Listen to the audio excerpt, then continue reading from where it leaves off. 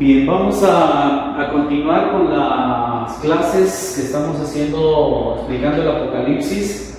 Estamos en el capítulo 2 del Apocalipsis, en la sección que se llama El mensaje a las 7 iglesias. Aquí les comparto un mapa donde se ubican estas iglesias de las que habla el Apocalipsis, ubicándolo, pues, están los nombres grandes ahí de las regiones: Italia, Grecia, Asia Menor y África. Y en esa península, lo que es territorio de Turquía hoy, ahí serían las 7 iglesias a las que está escribiendo Juan. Recordemos que al referirse a estas 7 iglesias, ya especificando que es el número 7, el 7 se refiere que, aunque son nombres Éfeso, Esmirna, Pérgamo, Tiatira, Sardes, Filadelfia, tiene en realidad como destinatarios a todas las iglesias, a toda la cristiandad. Entonces, el mensaje de estas 7 cartas que encontramos aquí en el capítulo 2 está dirigido a todos los cristianos. Se habla solo de 7, pero es todos los cristianos que estaban en Jerusalén, en el norte de África, en Europa, en ese entonces. Es un mensaje universal. Así vamos a entenderlo. Esta sección de las 7 iglesias, capítulo 2 del Apocalipsis, nos puede ayudar que la lean con esta clave de lectura. Miren, son 7 cartas diferentes a 7 comunidades con realidades también diferentes. Van a encontrar estas 4 partes, son cartas muy chiquitas. Son cartas muy breves, no esperen así que sean páginas y páginas, esos son unos cuantos versículos. Pero primero se dirige a la iglesia, dice el nombre, y luego le hace un elogio, una valoración. Le dice: conozco tus obras, sé que haces esto, sé que haces lo otro, en fin. Pero luego les dice el pero, y tal vez por eso es lo que les escribe, lo que le preocupa, que esa iglesia lo tenga en cuenta. ¿Y qué estás fallando? Les dice el fallo. Entonces empieza con lo positivo y luego lo negativo, para que vean, y luego les hace un consejo: conviértete, rectifica, persevera, no te desanimes. Ese es el mensaje, y hay una promesa: si haces esto, pues conservarás la vida. Todas las 7 cartas van a encontrar esa forma de entender.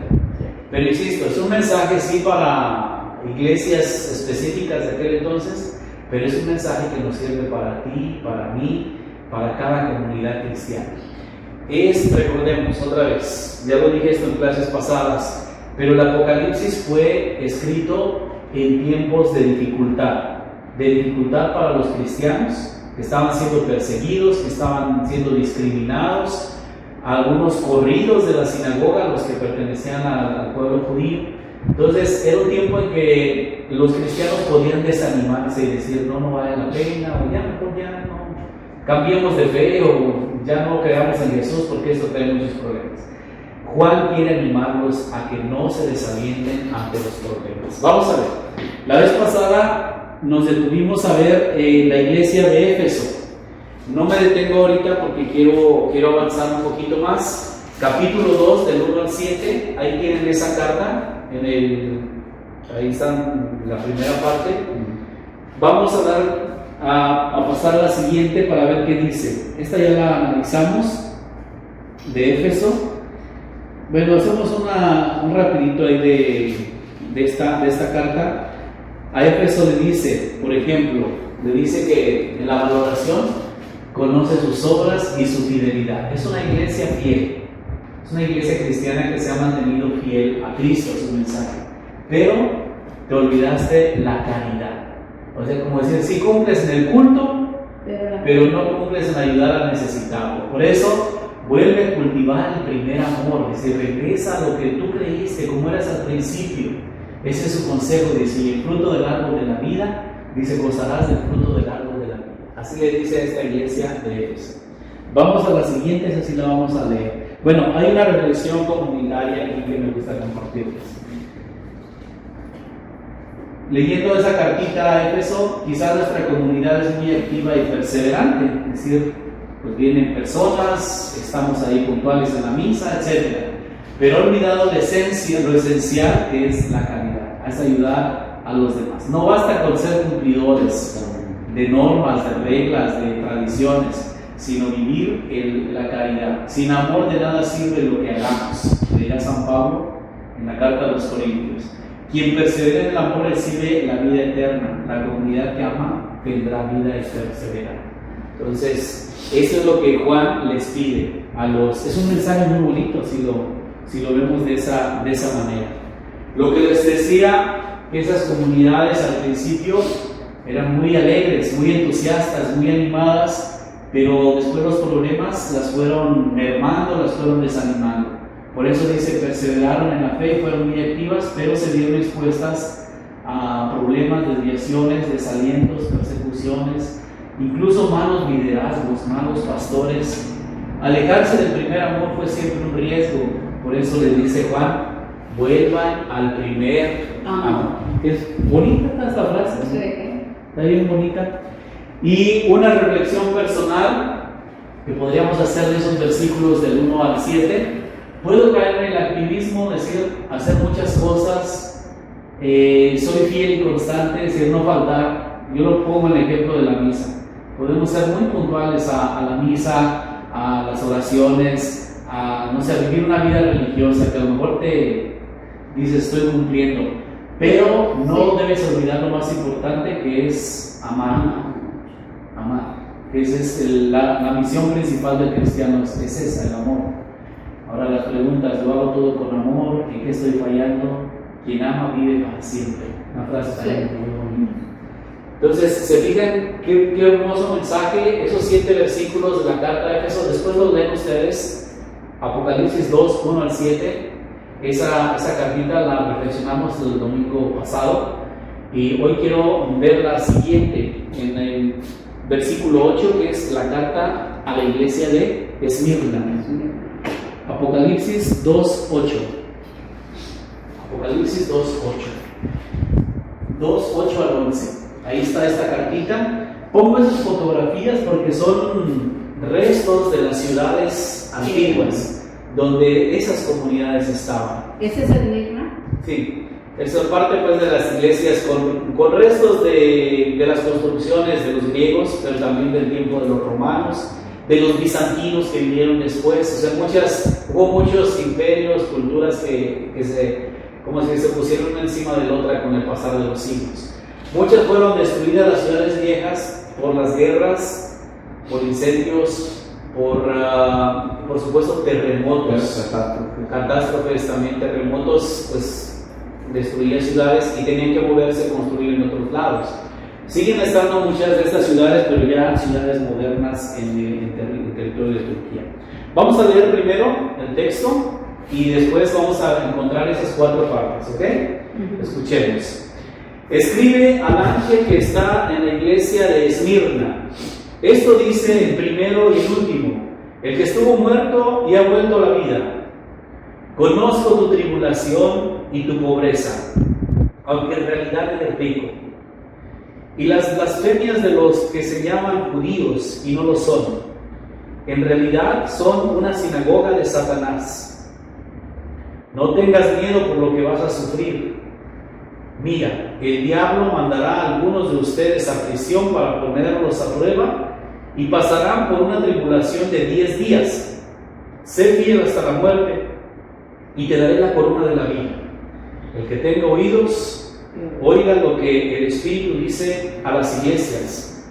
El vencedor no será afectado por la segunda muerte. Y ahí termina. Tiene muchas cosas, habla del diablo, habla del adversario. Entonces, si uno lo lee así, sin las claves que les dije de lo que estaba sucediendo, entonces dices, ay, va a venir el diablo y nos va a pasar esto y nos va a pasar lo otro. Vamos a ver, parte por parte. Entonces, primero el elogio, la valoración que hace. Escribe al ángel que está en la iglesia de Esmirna. El ángel es el mensajero, el intermediario, si quieres. Ahí podríamos poner al pastor, al responsable, al encargado de esa comunidad. Y también, ¿por qué no?, a ese espíritu, este ser espiritual que Dios encomienda al cuidado. Nosotros creemos de cada uno de nosotros, el ángel custodio personal y también de una comunidad. O sea que no estamos solos. Iglesia de Esmirna. Esta descripción también es bien bonita. En el versículo primero dice: esto dice el primero y el último, el que estuvo muerto y ha vuelto a la vida. ¿Quién es? Jesús. Okay, ahí ya tienen una clave. ¿Por qué no dice esto dice Jesucristo? Y no lo pone como alguien que está lejos, sino como alguien que sabe lo que está pasando. Y también, si tú crees y confías en Él, Él es el primero y el último, el que estuvo muerto y ha vuelto a la vida. Y si Él estuvo muerto y ha vuelto a la vida, pues también a ti. Así que no tengas miedo a morir, porque te volverá a dar la vida. Entonces, ya ese título ya te está dando también esperanza, te está reconfortando en las tribulaciones. Ahora, el elogio, ¿qué le reconoce a esta comunidad? Ahí en el versículo 9: conozco tu tribulación y tu pobreza. O sea, la tribulación, pues que está siendo perseguida, que está en una crisis tal vez económica, que no tienen, están pasando hambre quizás o alguna cosa. Dice, tu pobreza material, pero en realidad eres rico. Eres rico. ¿Y en qué sentido? Las blasfemias de los que se llaman judíos y no lo son. Les digo, muchos de los cristianos que pertenecían primero al pueblo judío, cuando empezaron a creer en Jesús, fueron expulsados. Dijeron, si tú crees en Jesús ya no puedes entrar aquí. Entonces sí había un conflicto y una persecución con la iglesia cristiana y la sinagoga en esos lugares. San Pablo lo experimentó mucho en su predicación. Y dice, no son una sinagoga de Satanás. Les tira fuerte Juan, porque son adversarios, no aceptan el mensaje y además hacen lo que no deberían hacer. No tengas miedo, esa es la valoración. Conozco tu pobreza, pero eres rico. No tengas miedo por lo que vas a sufrir. Todavía, dice, todavía vas a ver la dura. No tengas miedo. Mira, el diablo mandará a algunos de ustedes a prisión para ponerlos a prueba y pasará por una tribulación de 10 días. El diablo, la palabra diablo significa adversario, el contrario, el maligno. Y aquí pues ya dice sinagoga de Satanás, pues ya está refiriéndose ahí probablemente a autoridades religiosas o autoridades civiles que tengan el poder. Dice, mandarán a algunos de ustedes a la cárcel, pero no se desanimen, los adversarios de ustedes. No se refiere precisamente o sea, el mal como un ser espiritual, como entendemos al diablo o lo que sea. Se refiere a una realidad que está viviendo la comunidad. Y se refiere a ellos como si algo que te está haciendo daño, pues es algo malo. Es algo que no precisamente como lo imaginamos. El diablo con cuernos. Sí, los van a meter a la cárcel, los van a correr, los van a discriminar. Ese es un daño, eso es un mal. Y eso no los desaliente, tendrás que sufrir. Ahora dice, pasarán por la tribulación de 10 días. Número 10. ¿Se acuerdan cuando vimos los números? El 3, el 4. El 5 es un número limitado. Cuando aparece 5 días, 3 días o que sea 5, es un número limitado. 10 dice, sí va a pasar un tiempecito, pero es un tiempo que puedes contar con el número de tus dedos. Eso es algo simbólico. Sí, es simbólico, pero te está diciendo que es un tiempo que no va a ser para siempre. Va a ser limitado. Que va a ser un periodo, sí la van a pasar difícil, no niego eso, pero es un tiempo de 10 días. No quiere decir que una semana y tantos. No. Probablemente pueden ser meses, pero cuando está diciendo días, que tampoco está diciendo años, esto va a ser un periodo largo, así que no se desanimen. O sea, les va a ir mal, pero no por tanto tiempo. Ahora, ¿qué les dice? El que tenga oídos, oiga lo que el Espíritu dice a las iglesias. Bueno, también dice aquí, sé fiel hasta la muerte y te daré la corona de la vida. Permanece fiel hasta la muerte. y te daré la corona de la vida. El vencedor no será afectado por la segunda muerte. ¿Cuál es esa segunda muerte? ¿A qué se refiere? Bueno, hay una muerte que podríamos llamar la muerte del cuerpo. Sí, la muerte del cuerpo, Termina. la de esta.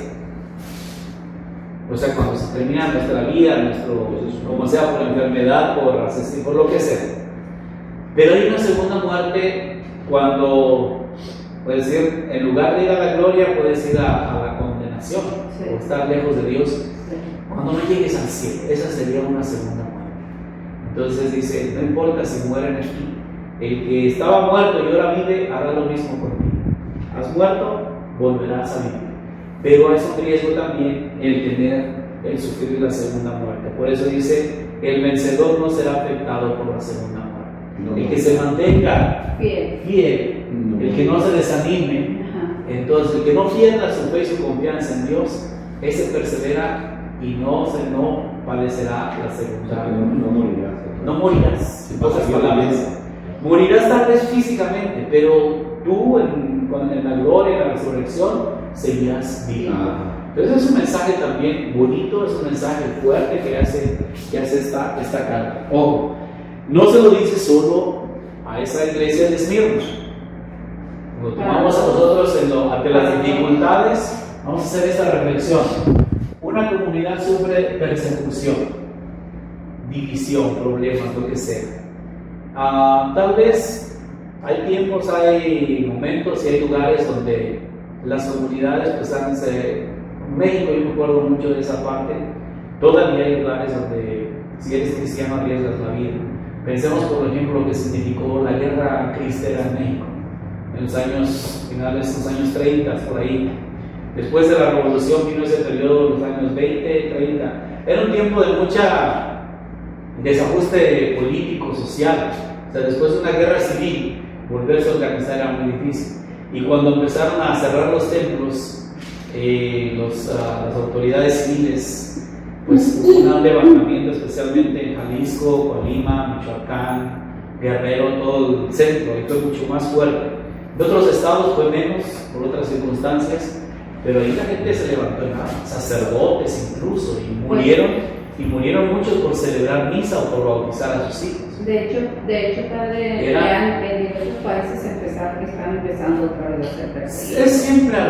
Siempre ha habido esas situaciones, pero a lo que nos invita es que ante la persecución, una iglesia acusada injustamente, algunos miembros son encarcelados. Perseveren, sean fieles, sin guardar odio a sus enemigos. Aunque amenace la muerte, serán liberados de la muerte segunda, la condenación eterna. La muerte segunda es la condenación eterna, y de esa, si se mantienen firmes, serán liberados.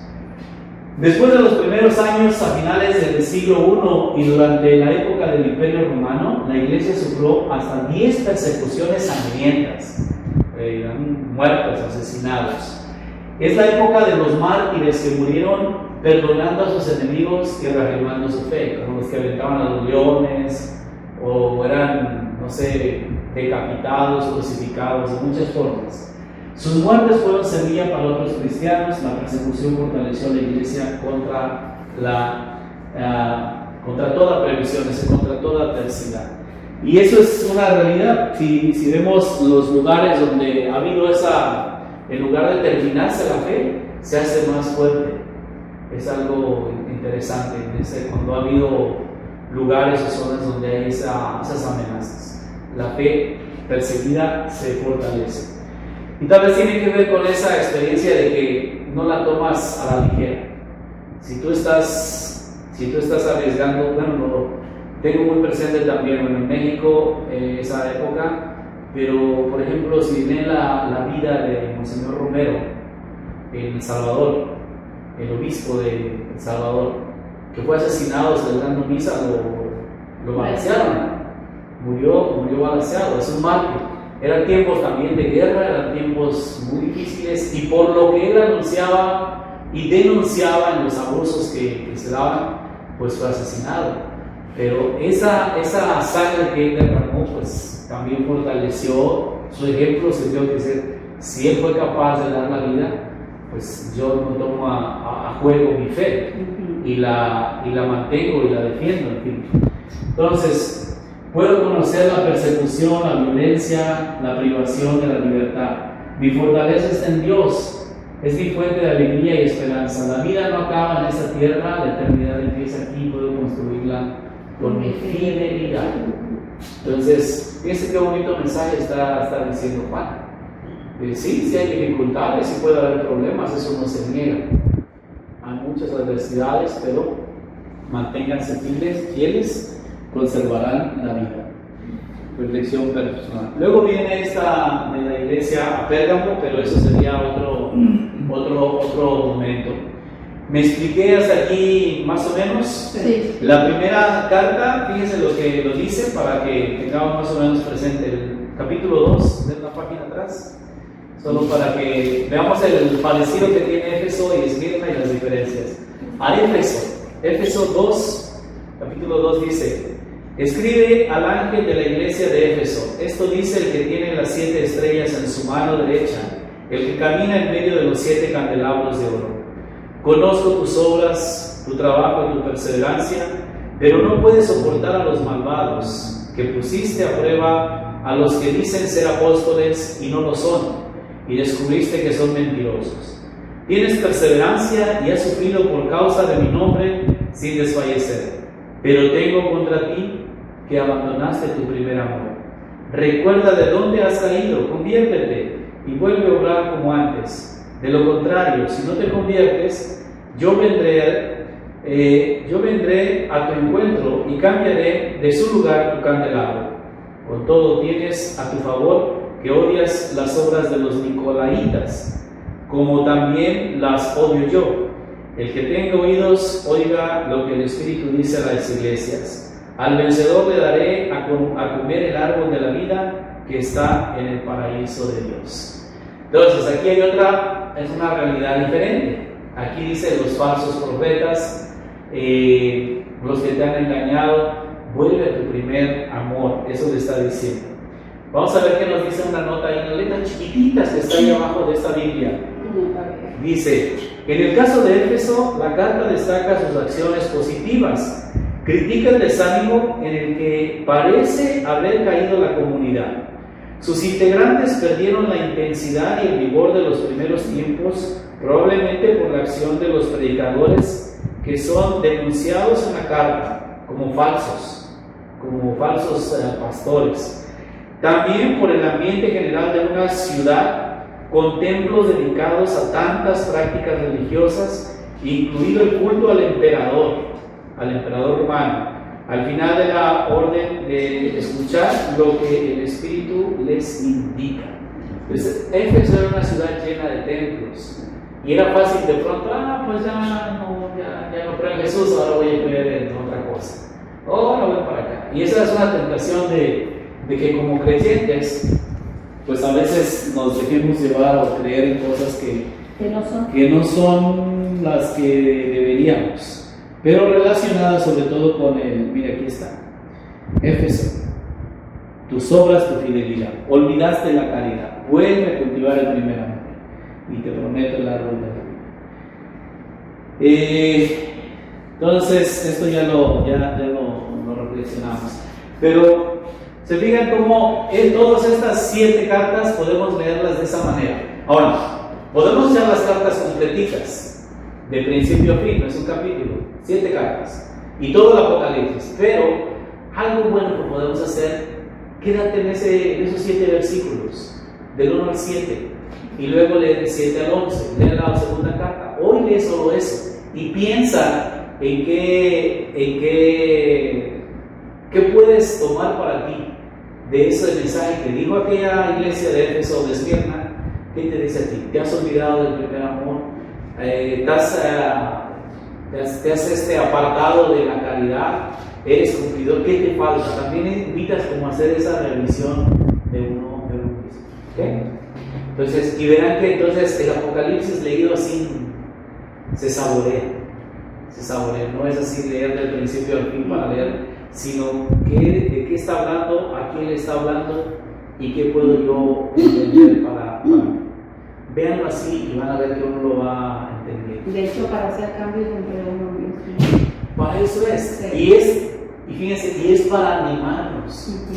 Tal vez podemos estar pasando tiempos difíciles, momentos de dificultad, pero dicen, no te desanimes, no te olvides del primer amor, tú mantente firme, sé fiel y te daré la vida, no padecerás la segunda muerte. En fin, es una serie de cosas que nos animan a que no te desanimes en tiempos difíciles. Ese es el Apocalipsis, así que hay que leerlo con esa clave, con esos ojos, y se entiende mucho más cercano, menos extraño. Los títulos son muy bonitos, el primero y el último. El que estaba muerto, pues es Jesús. El que tiene las 7 estrellas en su mano, es Jesús. El que camina los 7, es Jesús presente en medio de sus seguidores, de sus discípulos. ¿Me expliqué con esto? Sí. Bueno, aquí le dejemos. Vamos a leer después las siguientes. Faltan 5 cartas más. Y ahí a ver si alcanzamos a ver 2 y así vamos pues conociendo un poquito más. Bueno, muchas gracias, tengan un bonito día. Gracias a Dios.